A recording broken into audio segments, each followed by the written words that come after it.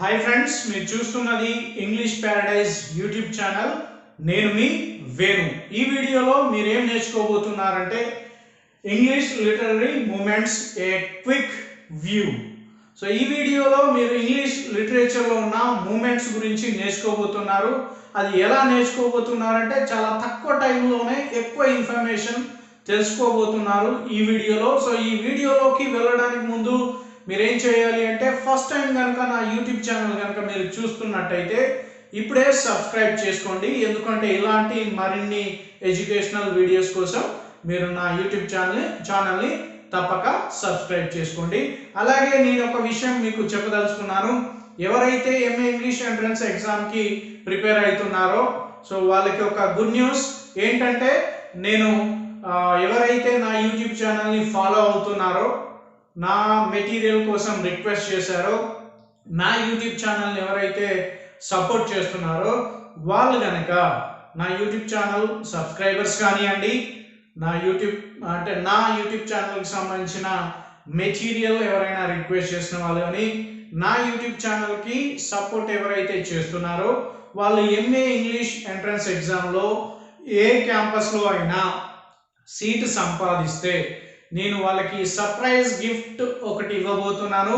So friends, మీరు మంచి యూనివర్సిటీలో సీట్ సంపాదించాలని ఆశిస్తూ, అలాగే నా దగ్గర నుంచి కూడా మీరు మంచి సర్ప్రైజ్ గిఫ్ట్ ఒకటి గెలుచుకోవాలని ఆశిస్తూ మనం లేట్ చేయకుండా మన వీడియోలోకి వెళ్ళిపోదాం. ఈ వీడియోలో రెండు మూమెంట్స్ గురించి నేను మీకు ఎక్స్ప్లెయిన్ చేయబోతున్నాను.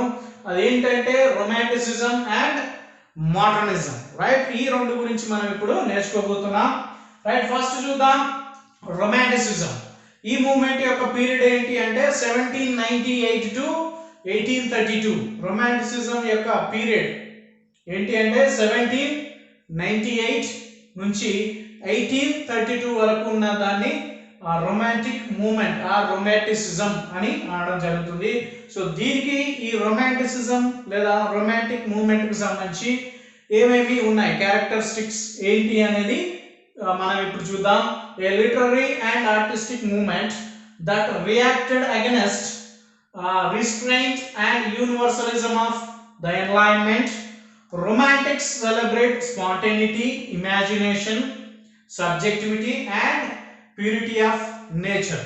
సో ఈ టూ లైన్స్ లోనే ఈ రొమాంటిసిజం లేదా రొమాంటిక్ మూమెంట్ యొక్క క్యారెక్టరిస్టిక్స్ మనము నేర్చుకోబోతున్నాం. సో ఈ మూమెంట్ దేనికి సంబంధించిందట? Artistic moment. ఆర్టిస్టులు అయితే ఎవరైతే ఉంటారో, ఆర్టిస్ట్ మీన్స్ రైటర్స్ కానివ్వండి, పోయట్స్ కానివ్వండి, నావలిస్టులు కానివ్వండి, సో వీళ్ళని ఇక్కడ ఆర్టిస్టులుగా తీసుకోవడం జరిగింది. అంటే యాక్టింగ్ చేసేవాళ్ళు కాదు. రైట్, రియాక్టెడ్ అగైన్స్ట్ రీస్ట్రెయింట్ అంటే నిగ్రహం. అంటే ఇది ఈ విధంగానే ఉండాలి, ఇది ఈ విధంగానే, దట్ మీన్స్ ఒక ప్రోజ్ ఈ విధంగానే రాయాలి, ఒక పోయం ఈ విధంగానే రాయాలి, ఒక నావెల్ ఈ విధంగా రాయాలి అనే దానికి వీళ్ళు వ్యతిరేకము.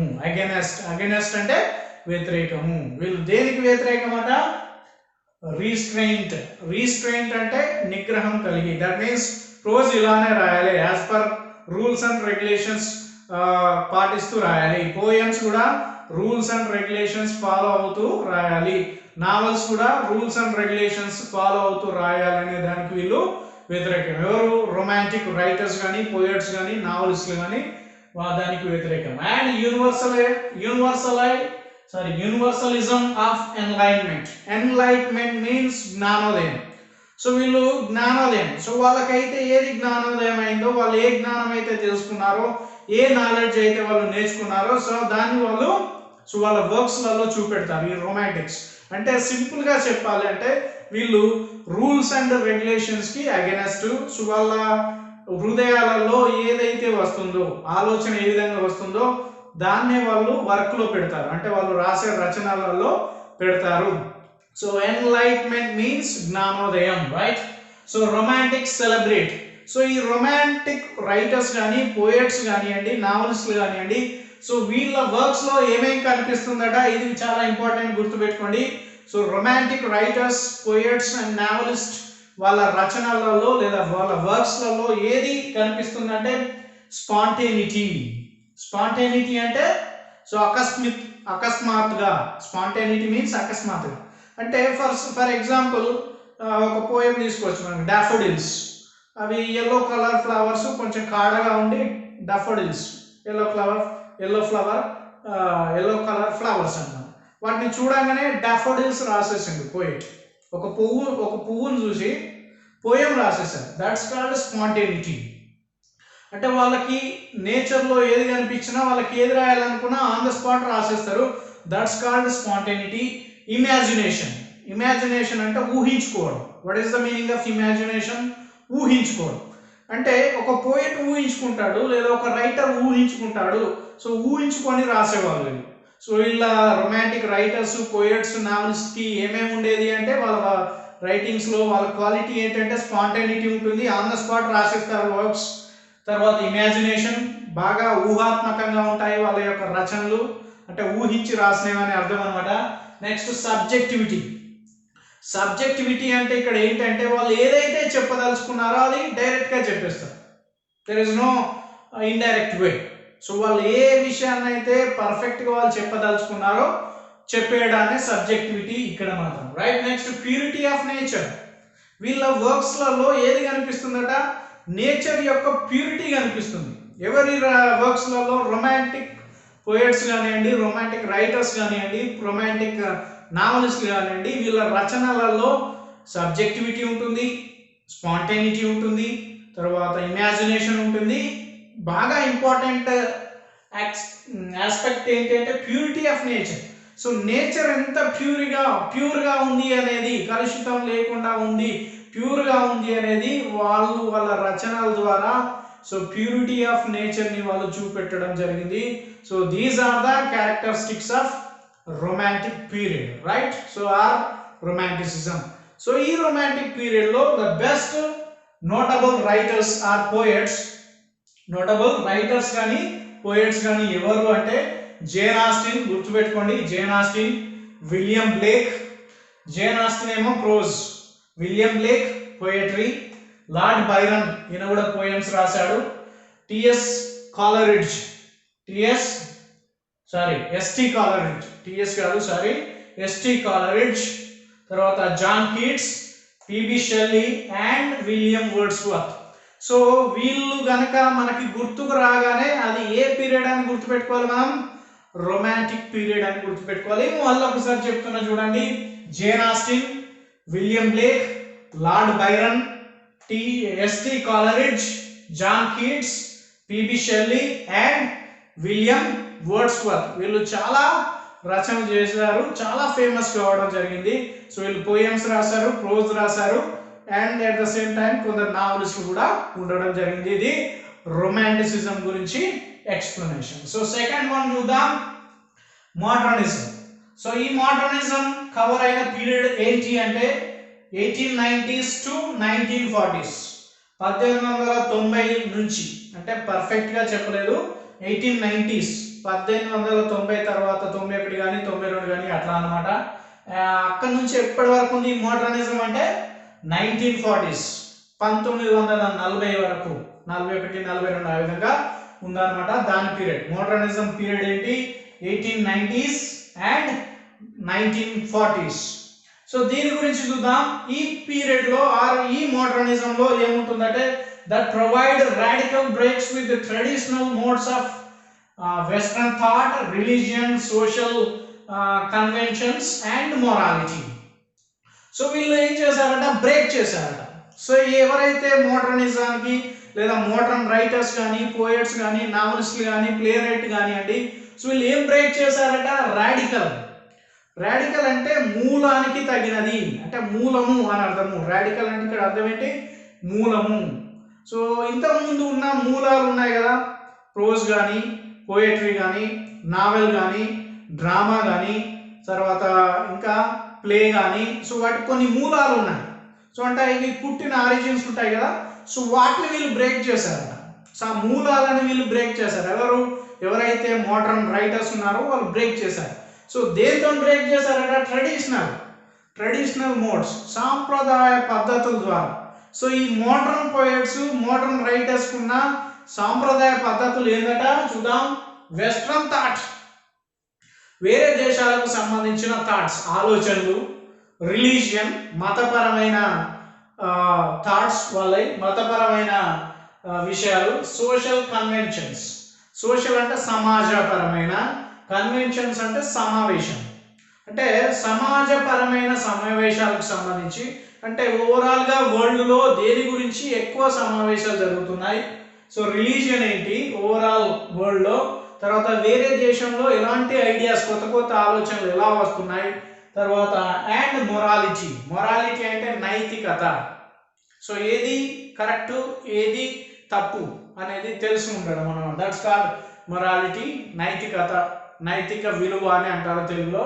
సో ఈ ట్రెడిషన్స్ ద్వారా వాళ్ళు ఏం బ్రేక్ చేశారు, అంతకుముందు ఉన్న ఈ లిటరీ ఫార్మ్స్ కానివ్వండి, లిటరీ వర్క్స్ కానివ్వండి, వాటిని బ్రేక్ చేయడం జరిగింది. సో దేని ద్వారా వీళ్ళు బ్రేక్ చేశారు, మోడర్న్ రైటర్స్ కానీ పోయట్స్ కానీ వెస్ట్రన్ థాట్ ద్వారా బ్రేక్ చేశారు, రిలీజియన్ ద్వారా బ్రేక్ చేశారు, సోషల్ కన్వెన్షన్స్ ద్వారా బ్రేక్ చేశారు, అండ్ లాస్ట్లీ మొరాలిటీ, నైతిక విలువల ద్వారా కూడా ఆ ఫస్ట్ నుంచి ఉన్న మూలాలను బ్రేక్ చేస్తూ వీళ్ళు కొత్తగా రచనలు చేయడం మొదలు పెట్టారంట. వెస్ట్రన్ కల్చర్ ఏంటి, వెస్ట్రన్ ఐడియాస్ ఏంటి, వెస్ట్రన్ రిలీజియన్స్ ఏంటి, తర్వాత సమాజంలో జరుగుతున్న ప్రజెంట్ ట్రెండ్స్ ఏంటి, తర్వాత నైతిక విలువలు అంటే ఏంటి, వీటి మీద వీళ్ళు రాయడం మొదలు పెట్టారనమాట. ఎవరు, మోడర్న్ రైటర్స్, రైట్.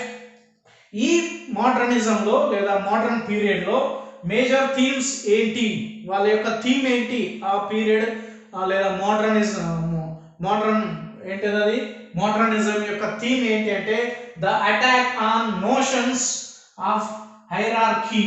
సో వీళ్ళు దేని మీద అటాక్ చేయడం మొదలు పెట్టారంటే హైరార్కీ.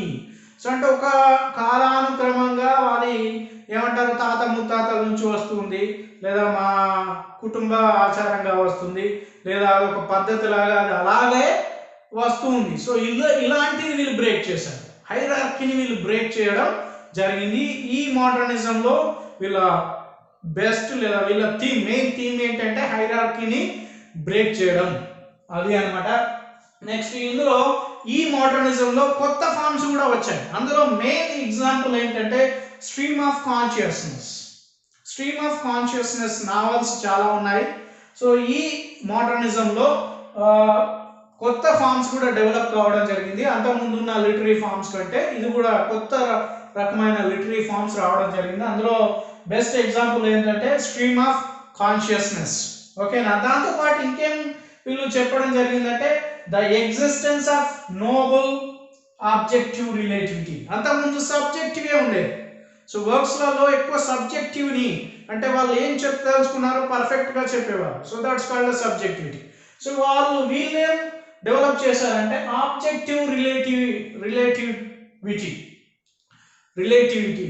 సో వీళ్ళు ఆబ్జెక్టివ్ రిలేటివిటీని డెవలప్ చేయడం జరిగింది. ఎవరు, మోడర్న్ పీరియడ్కి సంబంధించిన రైటర్స్ కానీ, పోయట్స్ కానీ, డ్రామటిస్టులు కానీ, ఇంకా ఆథర్స్ కానివ్వండి. సో వీళ్ళు ఆబ్జెక్టివ్ రియాలిటీని వీళ్ళు ఏం చేశారు, డెవలప్ చేయడం జరిగింది. సో ఇందులో వ్యూ పాయింట్ మోడ్స్ ఉన్నాయి. సో ఈ మోడర్నిజంలో వీళ్ళ వ్యూ పాయింట్స్ ఎలా ఉన్నాయి, వీళ్ళ మోడ్స్ ఎలా ఉన్నాయంటే relationship between artist and audience. వీళ్ళు దేన్ని బేస్ చేసుకొని వాళ్ళ రచనలు చేశారు అంటే ఆర్టిస్ట్ అండ్ ఆడియన్స్. ఏ ఆర్టిస్టు ఏ ఆడియన్స్ని దృష్టిలో పెట్టుకొని రాస్తున్నారు అంటే ప్రతి ఆర్టిస్టు ఎంతో కొంత నేను ఈ రచన చేస్తే ఈ ఆడియన్స్కి ఇది సూటబుల్, ఈ రచన వీళ్ళ కోసం ఆడియన్స్ కోసం చేస్తున్నాను. సో ఈ రిలేషన్స్ ఉన్నాయి వీళ్ళ మధ్యలో. అంటే మోడర్నిజం ఆర్ మోడర్న్ పీరియడ్లో సో ఎవరి మధ్యలో రిలేషన్స్ ఉన్నాయట, artist and audience. Artist means nothing but writer, audience అంటే రీడర్ కావచ్చు. ఓకేనా, వీళ్ళిద్దరి మధ్యలో రిలేషన్ ఉందట. And form and content.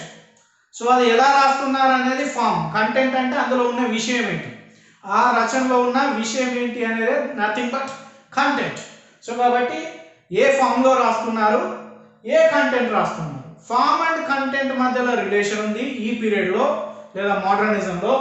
Artist and audience మధ్యలో కూడా రిలేషన్షిప్ ఉండేది. దీన్ని బేస్ చేసుకొని వీళ్ళు రచనలు చేసేవారు. So notable writers of modernism is Virginia Woolf, the famous writers వీళ్ళు మోడర్నిజంలో. Virginia Woolf, W B Yeats, George Orwell, Ezra Pound, W H Auden, తర్వాత Samuel Beckett, Joseph Conrad, T S Eliot, William Faulkner, తర్వాత ఈఎం ఫాస్టర్, రోబర్ట్ ఫాస్ట్, తర్వాత last D H Lawrence. So వీళ్ళకి సంబంధించిన రచనలు కూడా మిమ్మల్ని అడుగుతారు. సో వీళ్ళు రాసిన బుక్స్ ఏంటి, ఈ బుక్ ని ఎవరు రాశారు అని ఈ విధమైన క్వశ్చన్స్ బుక్స్ అండ్ ఆథర్స్ సంబంధించి వీళ్ళకి సంబంధించిన ఎక్కువ అడుగుతూ ఉంటారు. సో ఒకటి మళ్ళీ ఒకసారి చెప్తున్నా మీకోసం, most notable writers of modernism is Virginia Woolf, W B Yeats, George Orwell, Ezra Pound, W H Auden, Samuel Beckett, Joseph Conrad, T S Eliot, William Faulkner, E M Forster, Robert Frost, last లో డిహెచ్ లారెన్స్. సో ఇది ఏంటి, romanticism and modernism కు సంబంధించిన writers ఎవరు, ఆ periods కి సంబంధించిన characteristics ఏంటి అనేది సో మీరు నేర్చుకున్నారు. సో ఈ వీడియో కనుక మీకు నచ్చినట్టయితే లైక్ చేయండి, మీ ఫ్రెండ్స్ కి షేర్ చేయండి. ఇప్పటి వరకు కనుక నా యూట్యూబ్ ఛానల్ మీరు సబ్స్క్రైబ్ చేయకపోతే ఇప్పుడే సబ్స్క్రైబ్ చేయండి. Thank you friends.